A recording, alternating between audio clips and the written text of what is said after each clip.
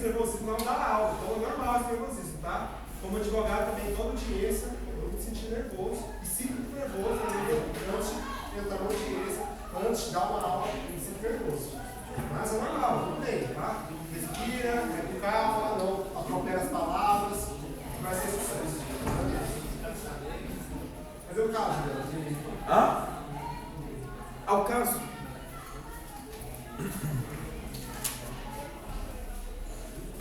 Pessoal, é 8h20, que hora que é o intervalo? 8h20, então nós teremos nossa pausa aqui pro Júlio, tá?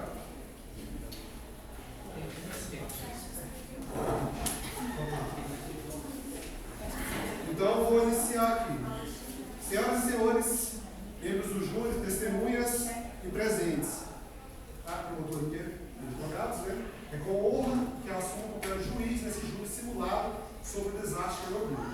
O objetivo desse evento é explorar diferentes perspectivas e promover um debate aplicativo em torno desse evento histórico de grande importância. O desastre de Chernobyl, ocorrido em 1986, teve um impacto significativo na história e nas vidas de muitas pessoas. Foi um evento que levantou questões complexas e desafiadoras sobre energia nuclear, segurança, saúde e responsabilidade. Neste júri simulado, temos diferentes grupos que representam a defesa da empresa responsável pelas vítimas de Chernobyl, a defesa das vítimas e os afetados, e a defesa pelos afetados do desastre e a promotoria.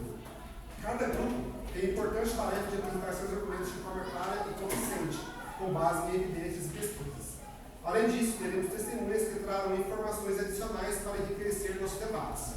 Peço a todos os envolvidos que sejam respeitosos, ouçam atentamente e considerem cuidadosamente os argumentos e evidências apresentados.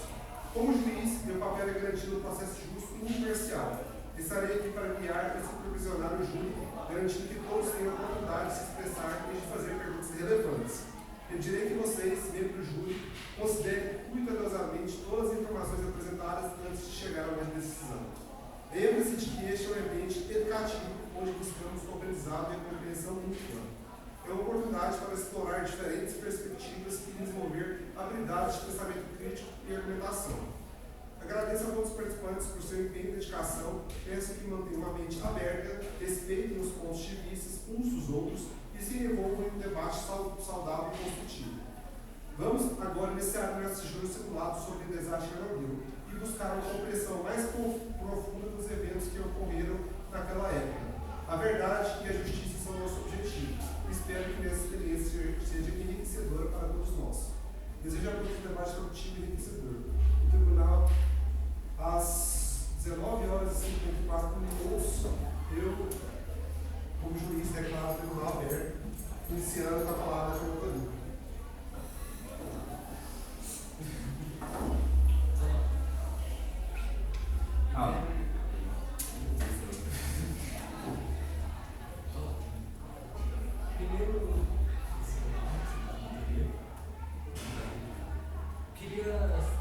Primeiro começar com os advogados de cada parte. Quem quer começar chamando a primeira testemunha? Ninguém? Eu vou escolher um novo. Você não quer iniciar o júri com a resumo? Bom, a gente está discutindo sobre a explosão do reator Chernobyl, que matou muitas pessoas e o governo não queria falar muito lá. A gente está discutindo quem estava certo e quem está errado. Quem pode dizer?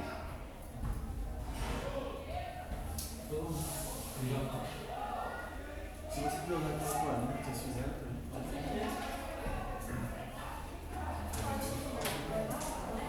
sim. Vou deixar você também nervoso para vocês ficarem mais.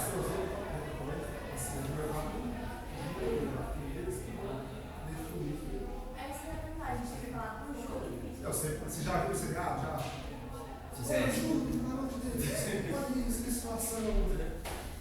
Chora na frente do júri, joelho. Pede pelo amor de Deus. Chama aquela mãe e fala. Tá. Vamos falar do acidente que aconteceu no dia 26 de abril, no sábado de 1986, às 1h23 da manhã.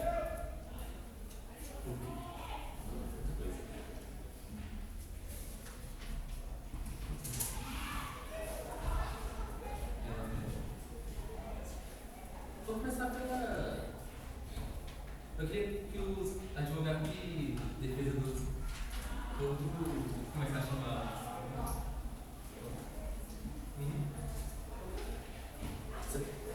Aí você pode chamar testemunha 1, que aí eu escolho alguma aqui que é da defesa. Como é? Mas não é primeiro a argumentação, a primeira testemunha? Não, se eu chamar testemunha, eu vou comentar em cima dela, entendeu? Aí no final vocês podem fazer o. Tá. Então, você pode chamar. Você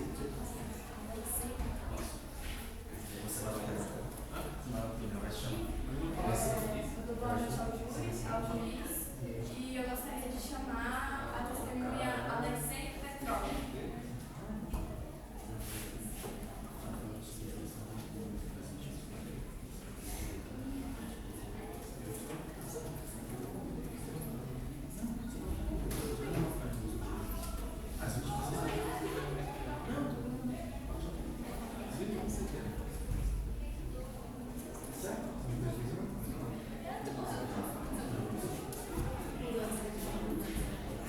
Ele tem aquele problema que ele já falou que a gente na última aula, então, por favor, no lugar dele, só para começar. Eu só acho que esse direito humanos. Você pode perguntar para levar esse sentido para outras pessoas. Você pode falar assim, ó, faz um resumo. Ele que você chama de você, faz um resumo do papel. Só o início. Nome e a profissão.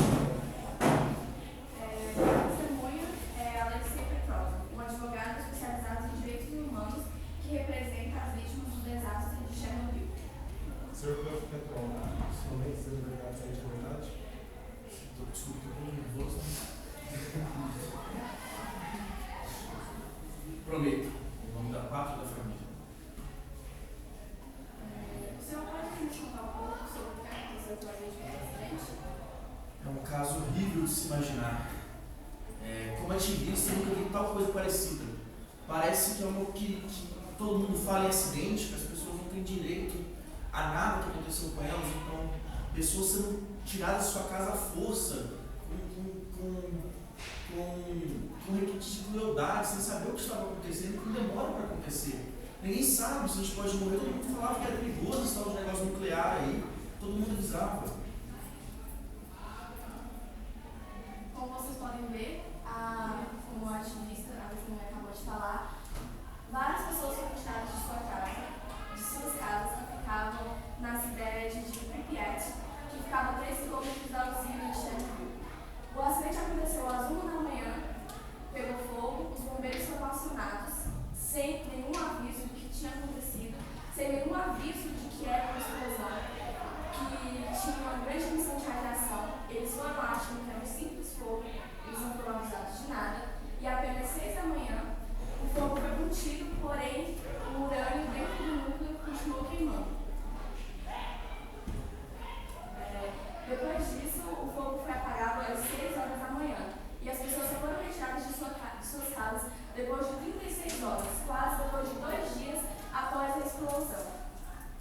Sendo que o chefe da usina sabia que os níveis de radiação eram muito altos, estava acima do indicado para as pessoas. Mas ele não falou nada, porque era um segredo de Estado. O governo queria manter tudo escondido, eles não queriam admitir o que tinha acontecido ali. Eles não queriam admitir que eles causaram um acidente que poderia ter sido evitado, pois era usado como moderador dos reatores nucleares o grafite. Só que o indicado era usar água. O grafite, mas em vez disso eles usaram grafite. E qualquer pessoa que estudasse isso saberia que era questão de tempo até a usina explodir. E isso poderia ter sido evitado se o governo não quisesse economizar. Ou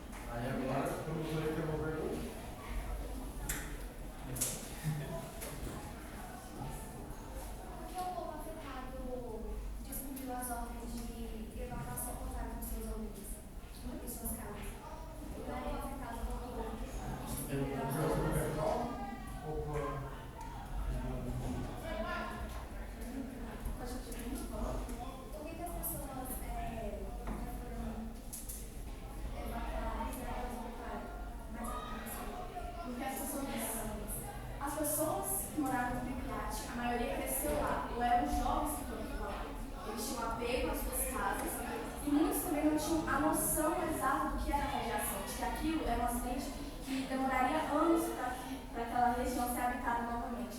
As pessoas tinham apego emocional às suas casas, às suas vidas ali, e por causa disso elas voltaram.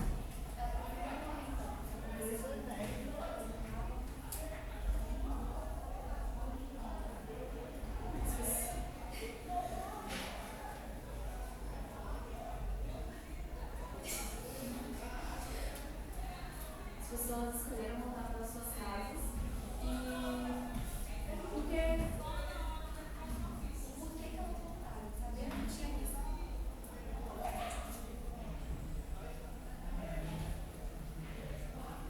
Me pegou. Eu acho que tinha Isso sido. como testemunha de civismo, direitos humanos, eu posso comentar que eu estou aqui?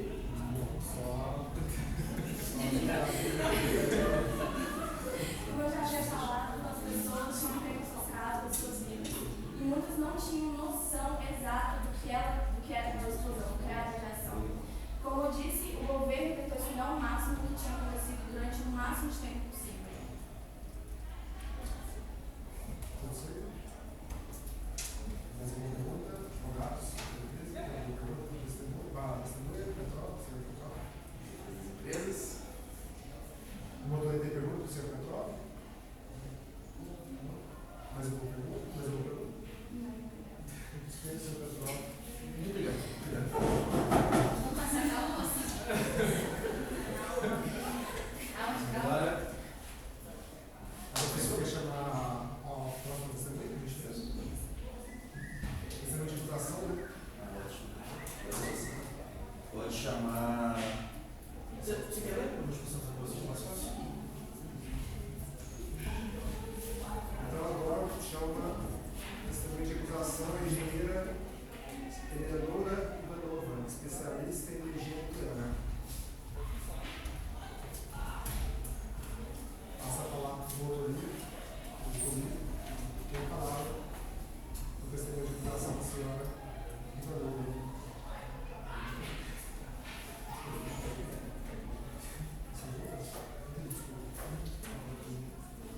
A testemunha é a engenheira Helena Ivanova. Ela é especialista em energia nuclear e a testemunha de acusação.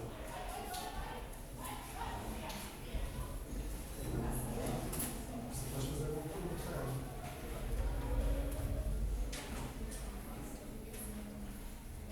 Depois, caso queira muito mais sim dar a resposta, fique à vontade, tá bom?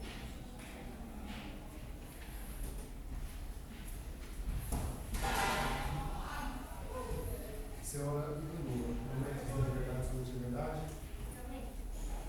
Doutoria. Eu quero saber por que os engenheiros fizeram continuar com o teste, mesmo sabendo que não estava nas condições certas para fazer esse teste. E que podia acontecer a explosão.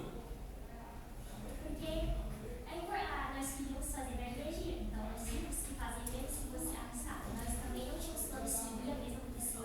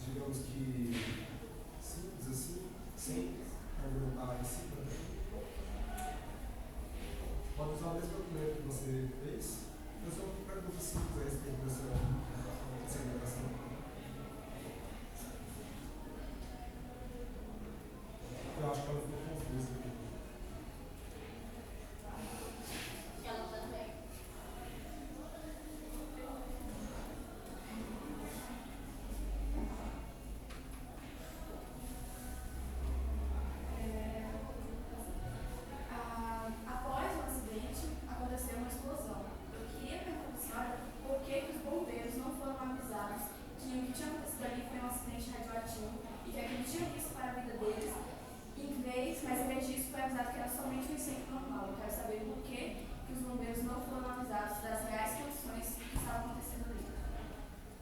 Bom, eu não sou uma polícia pra ligar e avisar. Eu provavelmente eu tava lá no momento de proteção à explosão. Então, não tinha como eu ligar de emergência para os bombeiros ou avisar eles. E provavelmente eu teria avisado. Então, não sei por que eles não avisaram antes de mandar. Então, o senhor está dizendo que outras pessoas ligaram para os bombeiros e não avisaram as reais condições. O senhor não cuidou de nada. Sim. O senhor era chefe do engenheiro e o senhor não sabia o que estava acontecendo nas condições. Não, eu sabia. Já os bombeiros, porque não dá eles assim avisar. Eu não sabia, porque eu me ensinando em classe, eles estavam segurando as grávida. Eles deviam saber que era algo sério. Como é que eles não pesquisaram antes? Se era a vida deles. Antes, eu queria falar um pouco sobre isso, que os bombeiros sabiam que era uma explosão nuclear. E eles foram avisados que era uma explosão normal. Não foi avisado que era uma explosão de reator, que tinha o risco sim de ter altos níveis de radiação. E vale lembrar para os senhores que os trabalhos dos bombeiros são socorrer as pessoas. Os bombeiros eles não têm a obrigação de saber sobre física, sobre química, sobre o que é a radiação e sobre como funciona o reator.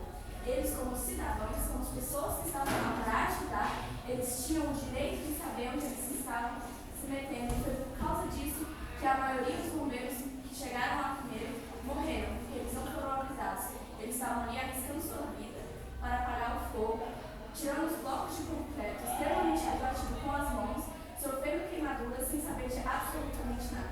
Eles só souberam o resultado disso depois, a maioria quando já estavam em um hospital em Moscou, que era especializado em tratamento de radiação. Não. Muito obrigado.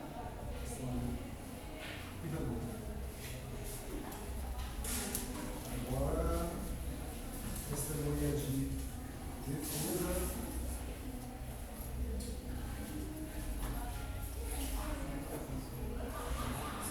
Maria, Maria está lista, por gentileza.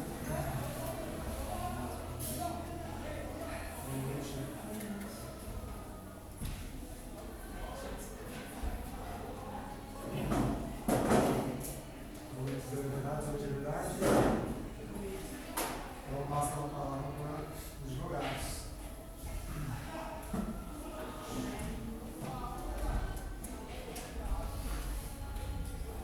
O advogado tanto da construtora, tanto das vítimas que querem fazer uma pergunta para o pastor Popova. Quem fazer uma pergunta para ela?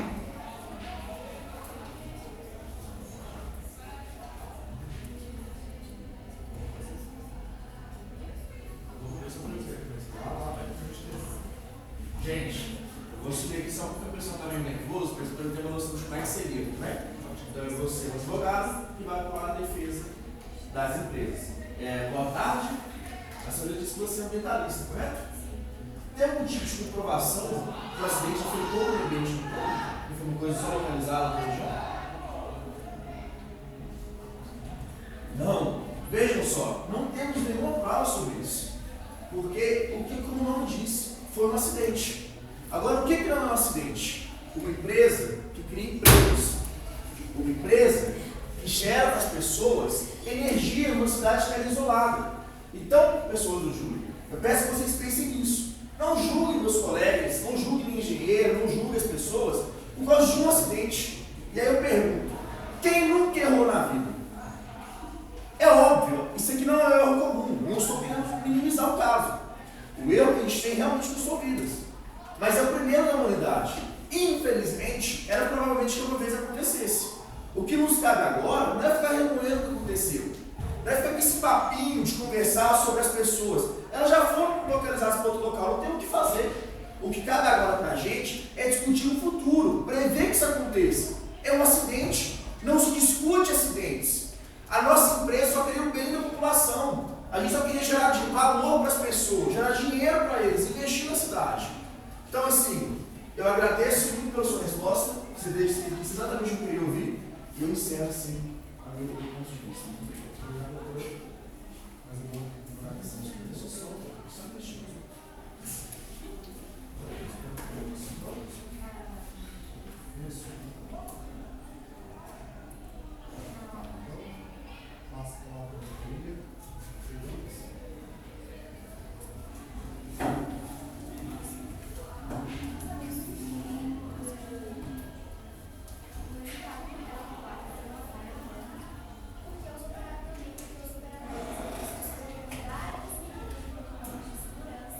Protesto. Aceito lá. Então, fazendo a pergunta para a senhora para o povo. Está argumentando assim. E o vereador também perguntou alguns erros bem cruciais. A desativação do mecanismo de desligamento automático do reator e também de mais 8 bombas. Aqui, enquanto o operador não percebeu que era tarde demais. Uma pergunta, doutor? Porque ele não cumpriu os protocolos de segurança. E dentro de um reator Protesto, juiz. Mas a testemunha é uma ambientalista, está perguntando coisa técnica da empresa. Brasileirado.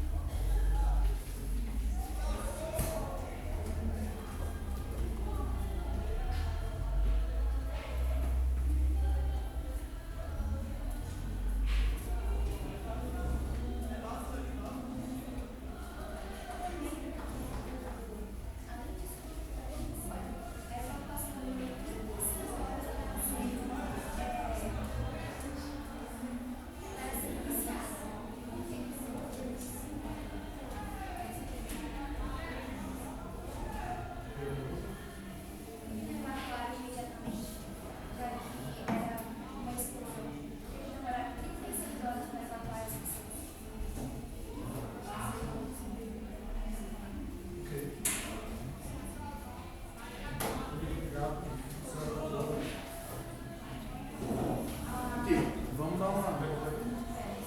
Não é, Juliano, só a defesa. Não, sim. É porque eu falo só como chamar outro, termina com essa. Deixa eu perguntar para o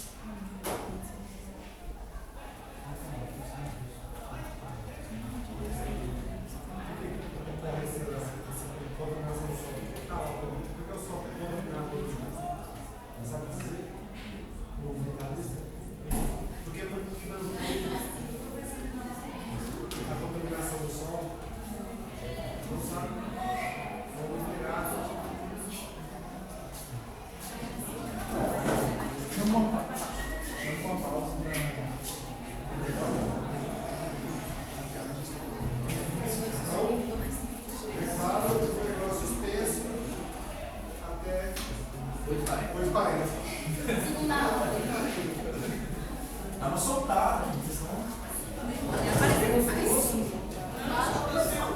Dá uns tapas na mesa que vocês acordam. Hã? Sim. Hã? Não, tudo bem.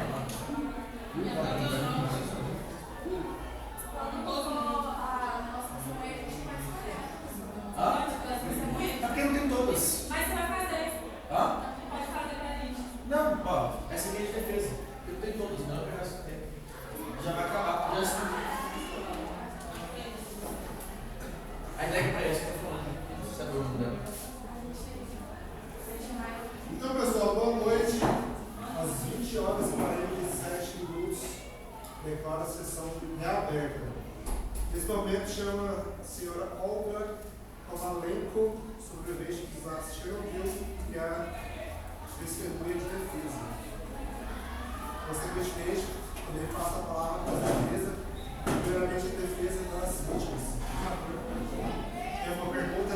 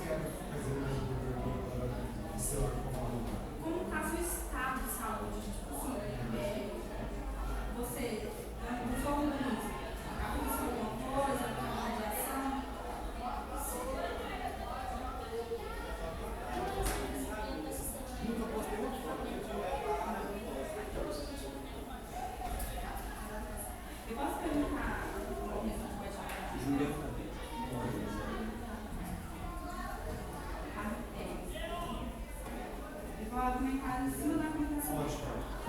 O advogado de defesa falou que as pessoas foram retiradas e que estava tudo bem. Mas o que o advogado de defesa não falou foi que as autoridades sabiam que o nível de radiação na cidade estava acima do recomendado. E os moradores não foram, eles foram mantidos na cidade. Então eles não, era para ser evacuado todo mundo da cidade, mas a vez de evacuar, eles deixaram, continuou. Eles deixaram os moradores lá. Ele falou que tá tudo bem, não tá. E tipo assim, e por causa dessa negligência, várias pessoas foram afetadas, desenvolvendo doenças por ter sido exposta a alto nível de radiação. Isso poderia ter sido evitado.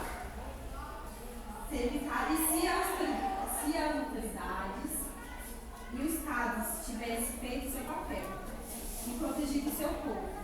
Aí eu quero perguntar para ele. Você falou assim que isso aí não tem.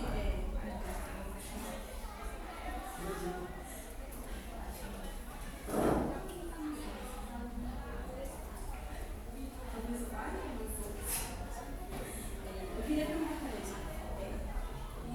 Tá tudo bem, né? Mas aí, como é que ficam os afetados? Os afetados de saúde, eles falam que tá tudo bem, né? Mas não só fala dos que morreram, mas dos que ficaram. Ficaram com sequelas. Eu posso levantar e já falar? E na sequência precisa já outro testemunho para argumentar o que eu vou dizer, tudo bem? Com licença.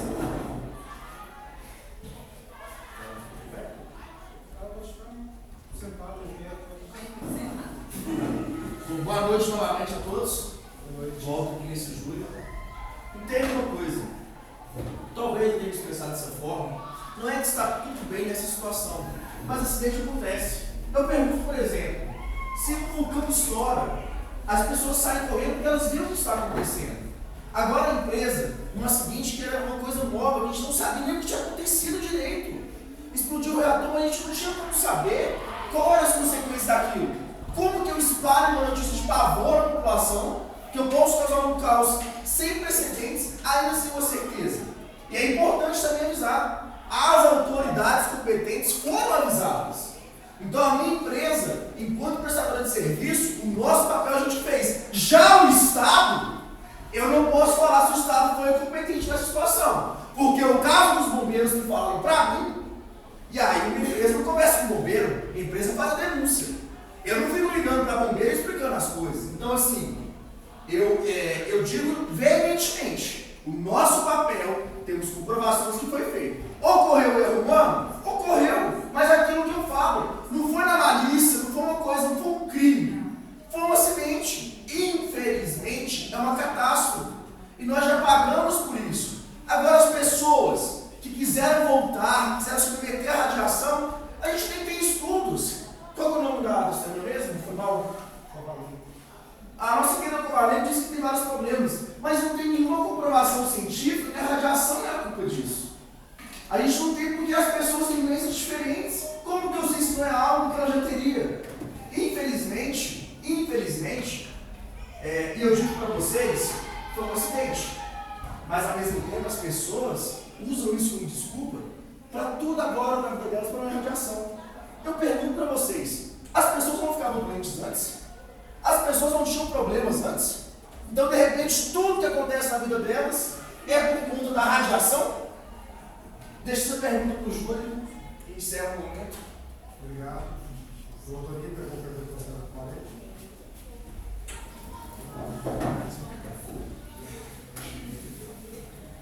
Os reatores, que eram RP e K, tinham um grave erro no seu projeto, que era as instruções, as achas de controle, que eram parcialmente outras, não eram para estar outras.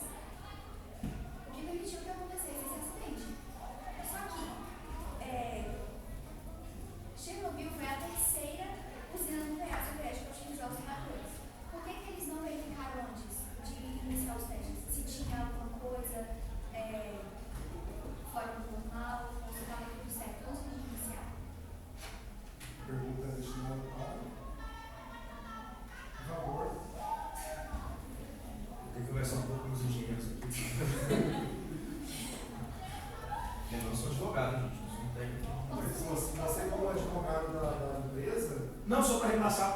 especificamente. Porque os trabalhadores não estudaram a estrutura do reator antes de iniciarem os testes. E ainda assim descumpriram as ordens de protocolo de segurança. Posso responder sentado ou disso? Bom, novamente boa noite. Primeira vez que me dirijo a Vossa Senhoria, a Vossas Senhorias, plural. É muito fácil hoje a gente procurar chifre e cabeça de unicórnio. É muito fácil falar, isso estava errado, aquilo não estava errado. Estamos nos prendendo ao fato seguinte, foi um acidente, ela não funcionava. Todos os reatores não funcionavam, não foi um acidente no teste que a gente fez com um reator específico. Não foi uma coisa que estava parado e de repente explodiu. O erro, eu não nego isso jamais, diga ao Júlio. Houve erro de treinamento das pessoas, sim, que as pessoas agiram de uma forma que não era para agir, mas infelizmente elas pagaram, muitas delas com a própria vida, também que elas estão com a gente, e outras que foram afetadas, mas infelizmente ainda nem poderiam estar, que ainda tem alto nível de radiação, são pessoas que estão sendo controladas. Mas eu falo, não é um erro da engenharia, porque é a terceira. Quando você faz, vamos pegar um carro, gente, todo carro tem que ser igual. Uma máquina que você cria, toda máquina para funcionar tem que ser a mesma coisa? Não é assim que funciona. Nos nossos testes da nossa empresa, foi visto que era uma maneira mais eficiente de ser projetada. Então eu digo novamente, o erro aconteceu de uma forma que não poderia ter sido prevista lá atrás. Talvez, realmente houve um atraso no demanda de informações para as pessoas. Mas atraso, lembrando que a própria empresa estava em pânico, porque a nossa própria corporação estava morrendo. As pessoas que estavam lá estavam perdendo a vida no momento. Então é muito fácil você pedir racionalidade no momento de tamanha desumanidade. Nós também somos vítimas. Nós também sofremos. Nós não estávamos em casas isoladas, em ilhas, ricos, bebendo, talvez igual figuras grandes do Estado estão até hoje, sem pagar por nada. Até quando o peso da nossa própria tragédia vai cair sobre nós? Só queria deixar isso aqui. Sobre esses questionamentos, quando foram perguntados do governo soviético e os trabalhadores da empresa, eles mentiram, falaram que foi no dia 28 de abril que ocorreu a explosão, com medo de os impactos disso para a população do país. Concordo com você. Por que o Estado é assim? Por que uma empresa tem que ser... não sei se eu falo, não tem que falar uma parte difícil para você. Eu concordo com você, o Estado realmente é isso. Lembrando que a minha empresa não é um Estado, nós somos uma empresa privada. Muito obrigado, promotor do Estado, por me falar isso. Eles não queriam ir lá e obrigar você a falar, a mentir. Por que você mentiu? Bom, eu não posso afirmar nada. Se alguém foi obrigado a não mentir, isso nunca chegou a mim e nunca foi uma pergunta que eu fiz para as pessoas envolvidas. Realmente, como eu prometo dizer apenas a verdade no tribunal, eu não posso falar sobre coisas que eu desconheço. Isso é uma coisa que talvez futuramente, numa outra instância, a gente possa vir a conversar. Agora, o que eu digo é, as pessoas estão apavoradas. Eu falo para vocês, ninguém quer ter seu nome na história manchado com um acidente desse tamanho. Então, assim, o erro no pânico, a mentira no pânico, às vezes ela vem. Depois a verdade vem à tona. O ser humano tem por natureza, em momentos de extremo estresse, às vezes, ele mente para se proteger. Estamos falando de vidas humanas. As medidas depois, quando as coisas começaram a se acalmar, e não é uma coisa de 1 mês, 1 ano, 10 anos, as medidas foram tomadas. Então eu peço todo mundo amigo do júri que lembre, nós estamos aqui, não é julgando uma máquina, uma corporação. Estamos julgando pessoas que erraram, estão pagando pelo seu erro, mas ao mesmo tempo não podemos esquecer que o que podia ter sido feito pelas vítimas já foi feito.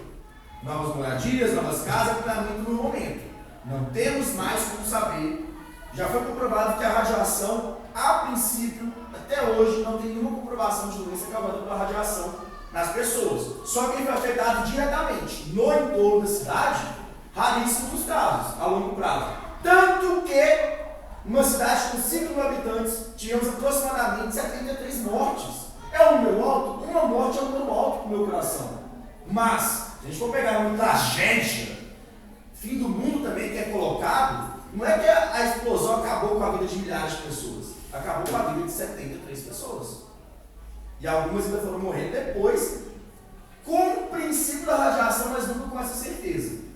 Então eu volto a dizer o seguinte: a empresa fez o que podia, levou coisas para as pessoas. Agora, se as pessoas escolhem voltar ao foco de radiação, voltar ao desniveiro, eu entendo o apego delas.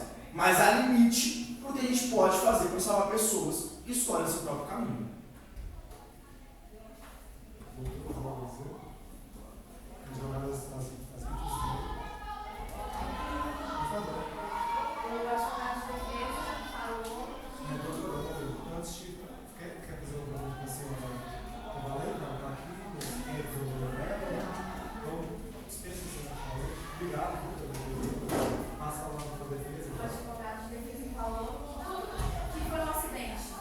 Mas era um acidente que poderia ter sido evitado. Era previsível que o acidente poderia acontecer por causa do uso do grafite no núcleo do reator. Era um acidente previsível e era questão de tempo até acontecer. Outro fato é que o teste que você fez na parte da manhã se prolongou até a parte da noite, quando houve a troca de turno. Acontece que as pessoas capacitadas para fazer esse teste eram no turno diurno, eram as pessoas que trabalhavam de dia. As pessoas no turno não tinham capacidade suficiente para fazer um teste desse nível. E foram jogadas nas costas dessas pessoas fazerem um teste. Elas sabiam que não tinham capacidade para fazer e mesmo assim foram lá e continuaram com o teste. Elas colocaram a vida das pessoas em risco sabendo disso. Não foi algo ocasional, somos humanos, falhamos. Eles sabiam que eles trabalhavam, sabiam que trabalhavam com material radioativo. Eles sabiam o que estavam fazendo e mesmo assim assumiram esse risco. A empresa matou sim as pessoas, matou seus próprios funcionários, matou todos aqueles bombeiros, jornalistas que foram lá cobrir o que tinha acontecido. A empresa é responsável sim, ela matou aquelas pessoas e elas sabiam que poderiam matar. Obrigado. Próximo testemunho, Quem me dá coisa? Só você? Pode de acusação. Qual que é o seu?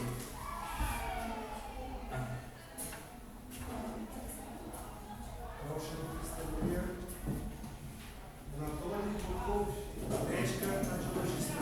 Posso? Como é a testemunha de acusação, né? Não. Defesa? Com justiça. Só relembrando que ele é advogado da empresa, da pessoal. Sim. É bom recapitular para as pessoas ficarem no clube. Advogado da empresa, das vítimas e promotoria do Estado. Tudo bem? Boa noite. Promete dizer a verdade sem atividade?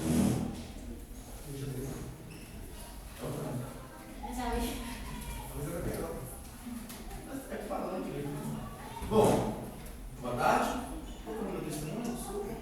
Senhora Bukov. A senhora é uma médica radiologista. Você poderia falar um pouco para mim se nas atuações que você fez com as pessoas foi possível notar casos diretamente relacionados à radiação? Não foi. Veja só, temos aqui uma médica. Lógico que não é uma advogada, que ela tem papel de médica, mas realmente ela estava na linha de frente, atuando lá. E ela fala que não encontrou evidências. E por que eu falo isso? Temos que ter um pouco de penitência nos nossos corações.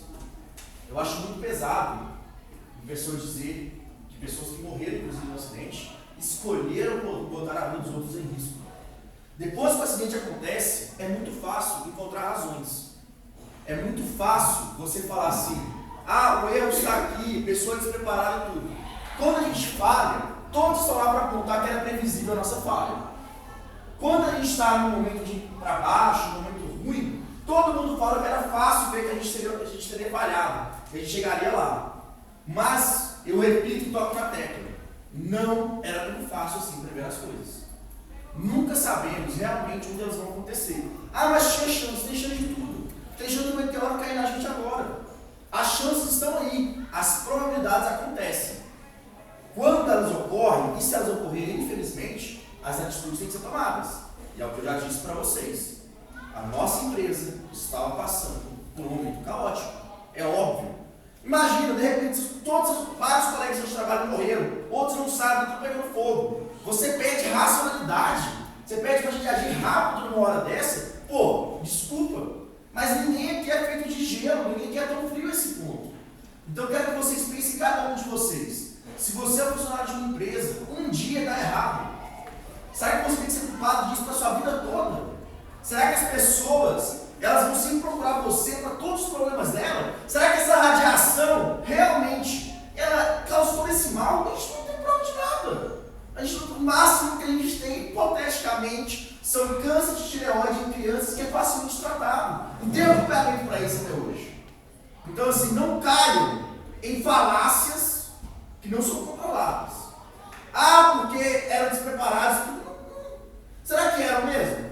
Às vezes é um dia, basta um dia ruim para uma pessoa boa se tornar, ser considerada um vilão. Benedito, se quiser fazer pergunta, se quiser pergunta, Passa a palavra nas últimas mensagens. Passa a palavra para esse lado.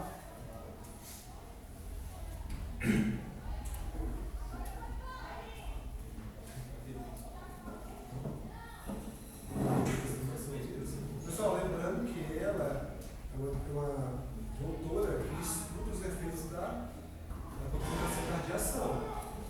Então, será mesmo que ela sabe a respeito sobre